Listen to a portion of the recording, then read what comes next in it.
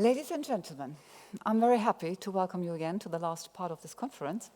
We just now want to sum up what we've learned, what we've heard today in terms of what have you done in the workshops. So I would like to invite the host of the workshops to enter here this stage and give us a little overview what you have done in the workshop, what is the outcome, and what we should probably take into consideration for the next businesses we are going to talk about, or we're going to build, or whatever we are going to do.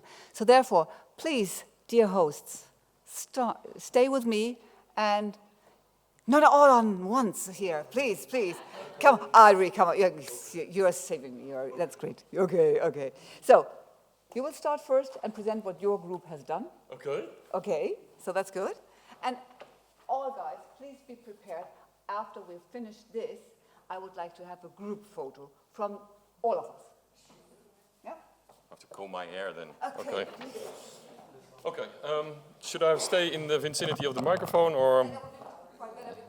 Okay, well, I'm a little bit of a dynamic type, so at our workshop we talked about purpose-bound money. First we talked about money. What is money? And because you have to understand this and the functionality of money, right? And how we would enhance the functionality of money. What we want to achieve with that money. So we had lots of discussions. I mean, Katarina had to pull us away to have dinner. Lunch. Dinner is coming. So otherwise we would still be going on. At the end, the people attending would have to fill in this form. This is, so to speak, our version of a business canvas, but then for purpose-bound money. And that also raised a lot of questions. I mean, it's like writing a business model for your company. When you go to get a new financing, the bank wants to write you a whole business model on paper, and you don't write it for them, you write it for yourself, right? By putting all your thoughts on paper, you get structure, you see the flaws, etc. And that was why we did this also, right? So people were filling this in. So, but how do I solve this puzzle and that aspect? How should I do that? And then their brains started rattling and forming the whole model. And it's not a small feat. Designing a whole new tokenomics model in half an hour or something. So they got homework. They're not done yet. And at home they have to go on and find it out. Well, we had coins designed for building water pumps in African villages. We had a coin to increase biodiversity. We had a coin about mobility. The water coin was also put in here. So we had lots of different coins. Today we had a little bit less attendance than yesterday because we had a number of students who had to go to classes, etc.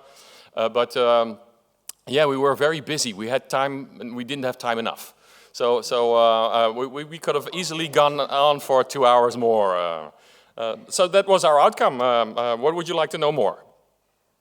Anything what you would suggest for the others who could not attend, what they should take into consideration maybe? Oh boy, a suggestion. When we're in this realm, everybody talks crypto, and 98% of the people have Bitcoin in mind, but also other nice coins which make a lot of money, hopefully for them, right? That's the first thing they think. But what I would like people to think is what you can achieve with that money, what you can do with that money. And it's like in the title of my workshop, it's a superpower you have. You have the ability to change people's behavior with tokens, and think in those terms when you think about a blockchain. And the combination of blockchain and AI, what we've seen all these speakers, is a very hard one. I mean, walking over a tightrope over the Grand Canyon is nice, but it's very dangerous and it's very hard, right? And juggling with 6 fire sticks is nice, but it's very dangerous and very hard. And combining those two while walking a tightrope over the Grand Canyon and juggling these fire sticks is even harder. And that's with AI and blockchain also.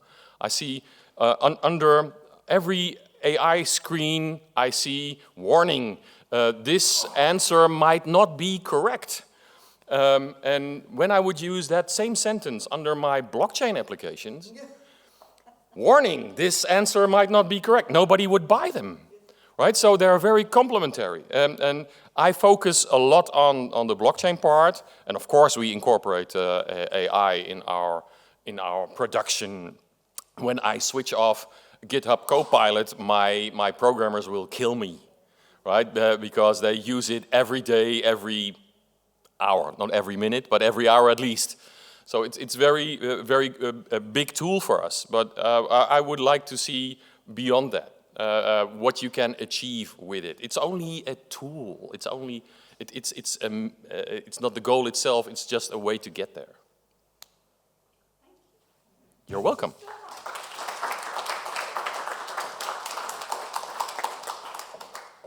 Who wants to present next? What about Federico, your group? Where's Heidi?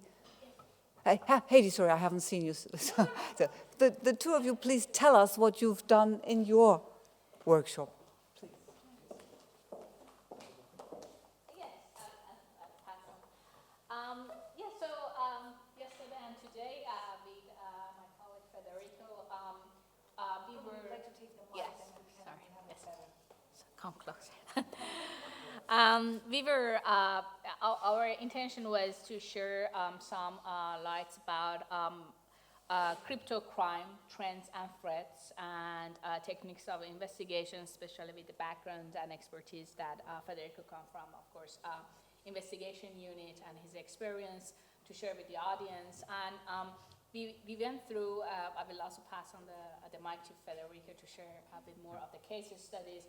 But from at least some part that we were sharing with the participants was that the idea is there are a lot of course, media sometimes when there are incidents of crypto exchanges, involved in different crime scenes. But what the purpose was to show that, okay, thanks to blockchain, there are a lot of transparency also out there. And this is also for the very first time in the history of financial ecosystem, all of us as participants of this society, we are able for the very first time to see what's happening out there. Everything is transparent. We are all able to follow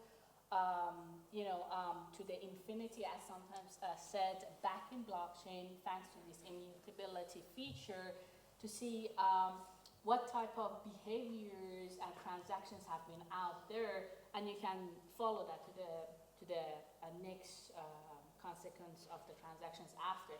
This was, of course, I think this is not something has been welcomed, I think, at least 10 years ago by the banks and financial institutions, because everything has been always held inside, and only banking sector has the full information. Hence, a lot of course, malconduct been going on as well. But this is, I think, at least we could show some practical cases that a lot of good practices when it comes to crime, but also helping the victims of the scam and others. That's what at least our aim is, that to diminish, prevent crime, but also helping the society also to understand how best they can use these type of technologies.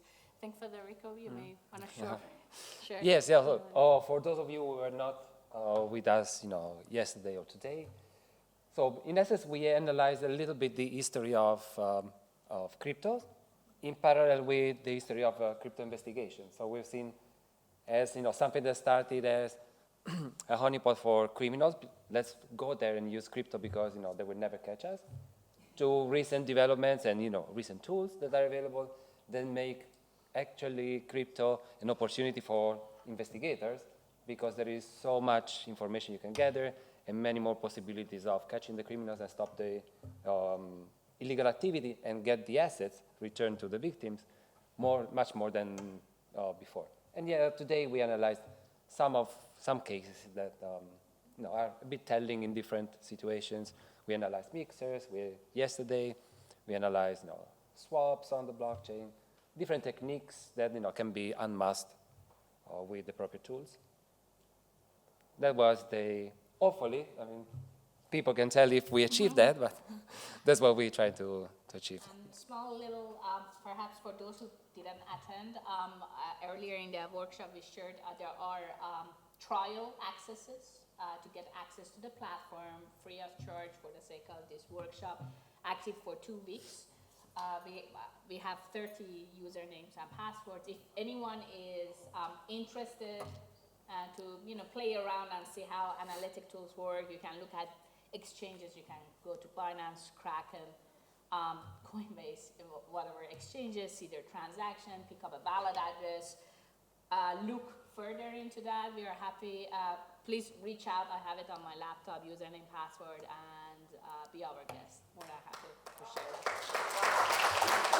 Thank you. Thank you so much for that opportunity, and I will. We also have the flyers out there. If you are more interested in what the guys are doing, just get the flyer and make yourself your own kind of picture. Who is next? So when someone is shrugging the shoulder, well, then that's the next person who should come into the picture. Stephen, please be so kind and tell what you have done in your groups. So our workshop was access to justice, dispute resolution and access to justice with small states as a theme but not a restriction.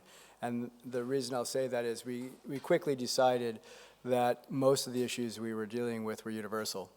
And therefore, there are some small states elements that are particular and they matter, and that matters particularly when you decide what the problem is you're trying to solve. A lot of what we were talking about doesn't turn on whether it's a small state or a big state, a rich state or a poor state.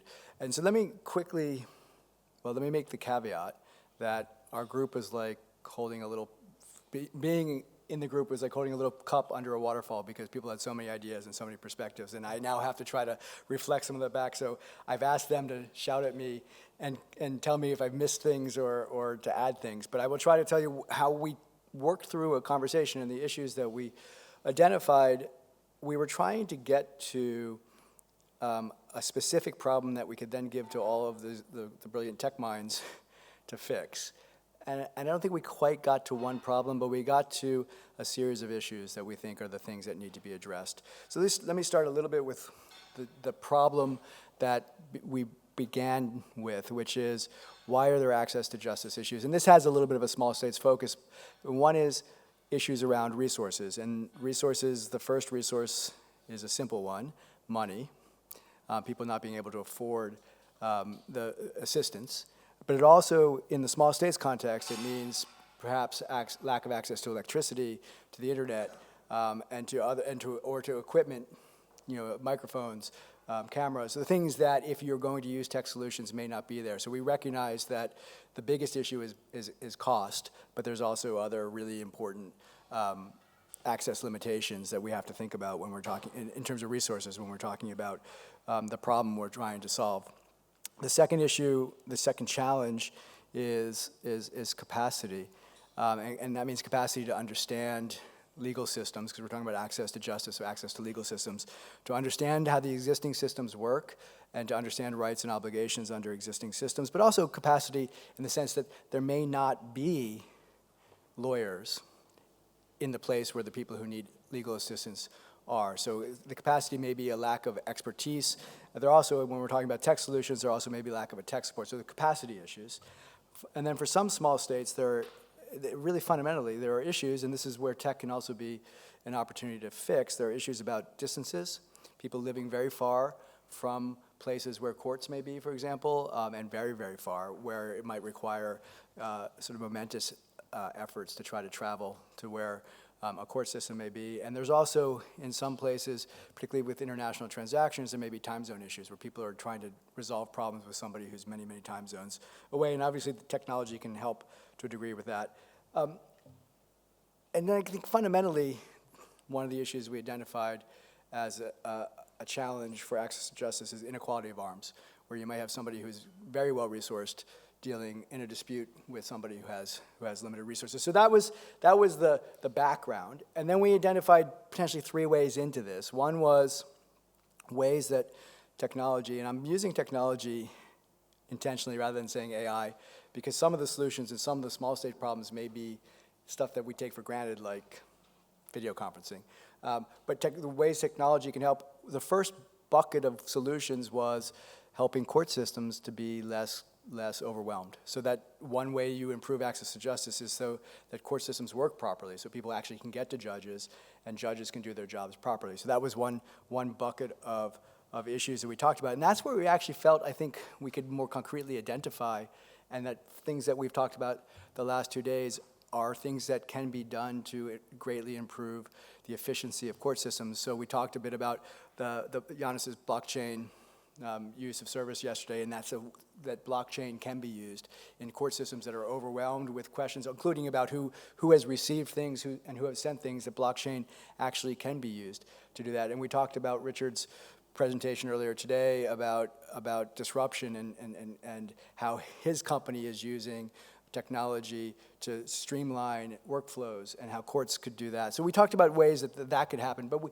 tried then, that was one bucket, and we felt more confident that with someone willing to spend money, there are solutions. We also talked, by the way, and Yannis brought this up, using AI assistance for judges to also reduce their workload. So rather than taking days and days to read papers, can AI help summarize? So that was one of our buckets. Our next bucket, I think the one we spent the most time wrestling with and where we want the room to help us the most, is improving the way people can get into the system, by access the system, not making the system itself better, but can technology and can AI be used to help people assess their rights, to understand their rights and obligations, and can we localize that? And we spent a lot of time, and I can't capture this, talking about differences between cultures and the way one solution might work in one place and be the opposite in another place. But we talked about the interface, interaction. We talked about interrogative AI, and we talked about really cool things like this Romanian mirror that if you want more details on, we can share it with you. But ways that, with the idea being that can you build on the idea that's starting to be developed in some places where you have some form of bot that would allow someone to ask questions about the problem they have and start to narrow down the problem to something specific, and then assess what their rights and obligations are, which may help them interact with the system, maybe go further and use generative AI to help them put in submissions that make sense within the system so they work. And then the big challenge being, how do you localize that so you're doing things that are sensitive to the values of a community?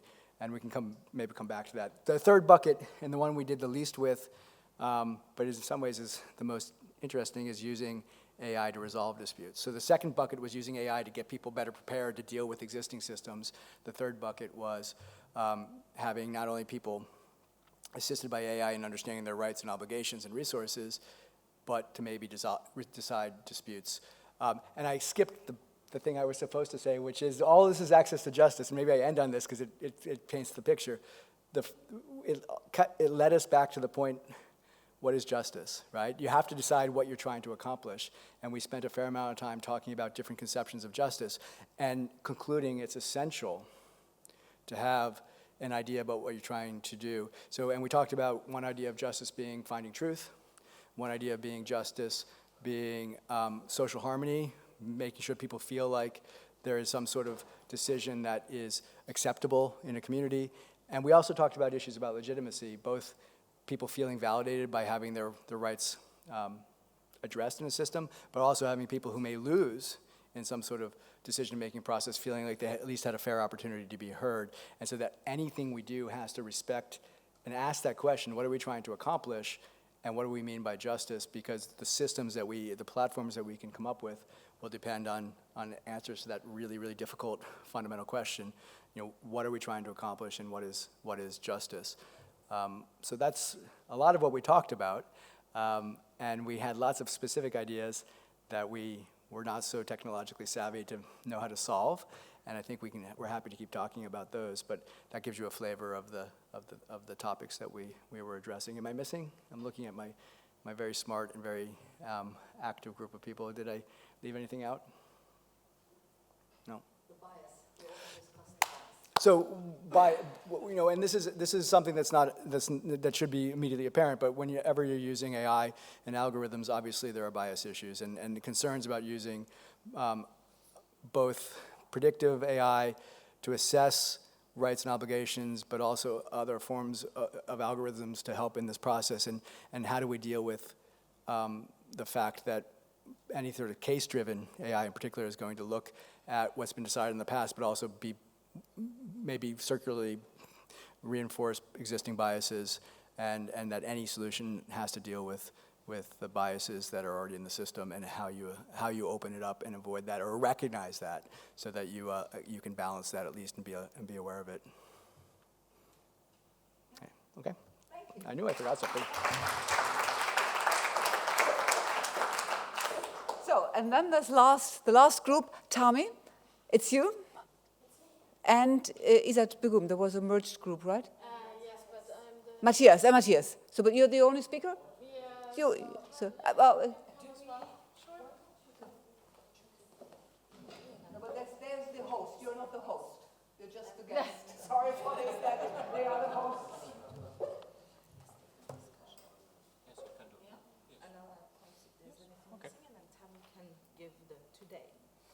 Aha, So interesting. he starts with history yesterday. First, I was the representative. No, I'm not anymore. Go. So Okay. you start today, and then Matthias will tell about the story of yesterday. Aha, okay, all right. Good, so we were the group of the taxation in this blockchain and crypto. And regulation. Very important. So it all starts with the regulation, and then the taxation comes into account. So we came to the conclusion that you definitely need a crystal ball. You all need a crystal ball and a shaman. And then put this all together, dance around fire and everything, and then you know how to deal. Yeah, then it's all clear. Then it comes up like, this is it. There I have to go, and nothing else. I know, but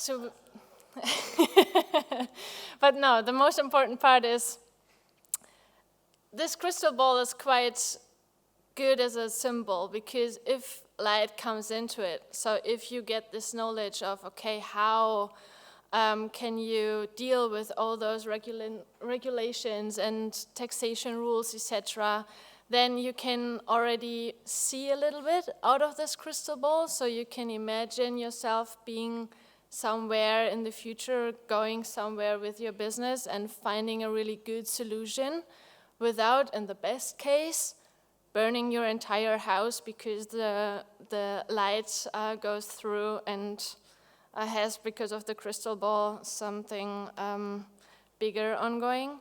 So this is a very good perspective also, not to just look from one side to everything, but from every side. So from the legal perspective, from the taxation point of view, from the developer, from the IT specialist, from the customer, from the investor, from everyone. And because usually you aren't able to really know everything from every perspective, you should always consider taking experts with you on board, and to get the most out of it, and for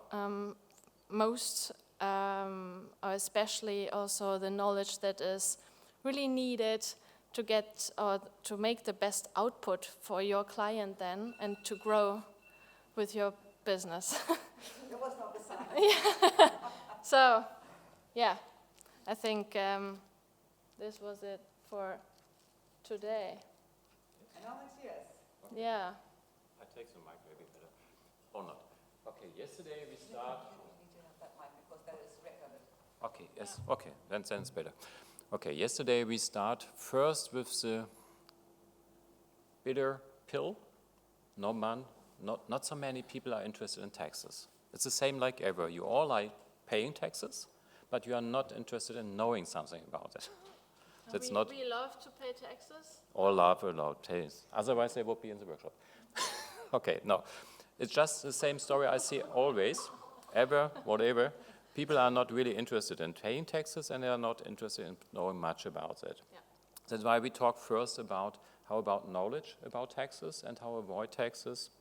And this from different languages, from different countries, from different schemes. So what we see in the first moments is big questions. Do you trust a tax system you don't understand? Would you choose a country if you don't understand or even know what the tax system says? And what will you do with it? And then we talked also about AI. My personal experience, and I think all others share, it's not so easy to bring tax into AI because it's very specific and each word, each pronunciation has to work. And so it was a really interesting talk to each other. It was a discussion, not really a workshop at the end, but we see the base for today, yesterday. And I think the regulation point is very necessary to explain. I think I give the words to you. No, you can carry Yes, on. because I think the biggest problem for us in Europe, also in the United States, with nothing having like MiCA for taxes. So if we now had rules who are combined to each other, and if you imagine you are in Austria today, you bought your cryptocurrencies in 2021, now you move to Germany, and the German tax advisor says to you, you don't pay any taxes here, come over. And the Austrian tax advisor says, no, stop, you pay taxes here when you leave. And then the tax advisor in Germany says, maybe, okay, there are some coins bought in the last 12 months, and you pay taxes here too. And then you imagine paying twice is not good. And that's why we need a real tax scheme for all these topics, because otherwise it will not work.